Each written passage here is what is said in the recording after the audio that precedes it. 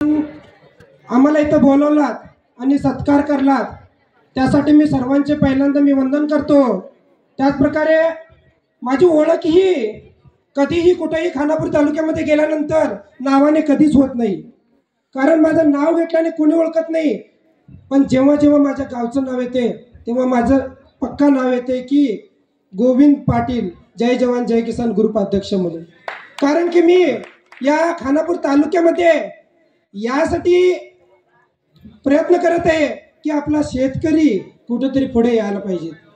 जे आपले आर्मीवाले आहेत फक्त रिटायरमेंट व्हायचं, फक्त स्वतःच्या घरापुरती राहायचं, एक बंगला बांधला, एक गाडी ठेवली आणि बस तिथं बसून राहायचं, सकाळी वॉकिंगला जायचं, एवढंच नाही तर शेतकऱ्याच्या पोटातून जन्म घेऊन जो देशाचं रक्षण करण्यासाठी म्हणून सीमेवरती गेलेला आहे, जो शेतकऱ्याचा पोरगा तो येऊन पुन्हा त्या शेतकऱ्यांना सुद्धा बरोबरीने घेऊन जायला पाहिजे।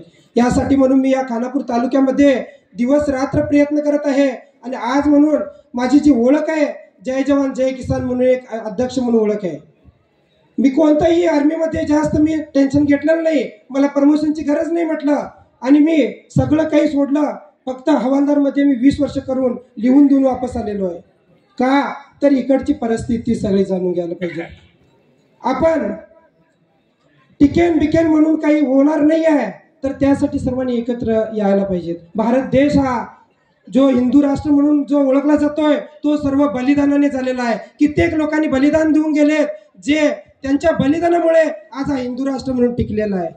आणि हा बटन दाबल्याने नाही होणार आहे, बटन दाबल्याने नाही टिकणार आहे, एकत्र आल्याने टिकणार आहे। आज एक लॉरेन्स बिश्नोई म्हणून आज जेलमध्ये आहे, तरी सुद्धा तो जेलमधून आपल्या या देशामध्ये कुठं कुठं अन्याय होतोय, जो आपल्या धर्माच्या विरोधात जातोय त्यांच्यावर तिथून तो हे करतोय, कार्य करतोय। तर अशा प्रकारे जर आपण प्रत्येकाने कार्य केलं तर आपल्याला संस्कृती सांगायची गरज होणार नाही, कारण की संस्कृती आपोआप येणार आहे। आज जर हे श्री दत्तगुरुजी जे आपले देव आहेत यांचं जर रूप म्हटलं तर विष्णूजींचं आहे। जिथं जिथं गुरु म्हणून येतोय तिथं समजायचं की हे विष्णूजींचं आहे, कारण की नाथ संप्रदाय योग जे शिकवले ते विष्णू भगवानने। त्यांनी मच्छंद्रनाथ जो योगीजी आज जो योगीजी आहे आपला, त्यांनी सुद्धा जो योग का म्हटलं जातं तर त्यांनी जो योग शिकवतोय तो गुरु आहे। आणि असंच मला मागच्या वेळेला एक कालमणीमध्ये शिवजयंतीमध्ये हातामध्ये माईक दिलं होतं आणि 2 शब्द बोला सर म्हणून, आणि बोलता बोलता मला बाजूने एक सर म्हटले की हे मुलगा जे बोलायला हे कुठल्या गावचं असेल, हे मला तरी असं वाटतंय की माझ्या गावचा मुलगा असेल हे, पण माझ्या गावामध्ये असं मुलगा बोलणार कोण आहे? तर ते सर म्हणजे आमचे निंगोजी पार्लेकर सर। मला बघितले नव्हते त्यांनी पहिल्यांदा, नंतर म्हटले बाळ तू आहेस का म्हटले। तर या जो आमच्या गावाच्या चरणी जे आपली जी मलप्रभा देवीची माताजी स्पर्श करून गेलेले आहे त्या गावामध्ये भरपूर काही जो देवांचा आशीर्वाद आपल्या पाठीशी आहे। म्हणून आज आपण जेवढेही आर्मीवाले सुखरूपपणे वापस इथं आलो, मीही त्यामधून एक आहे की आपण सुखरूप वापस आलो, आपल्या देवाचं एक हे आहे।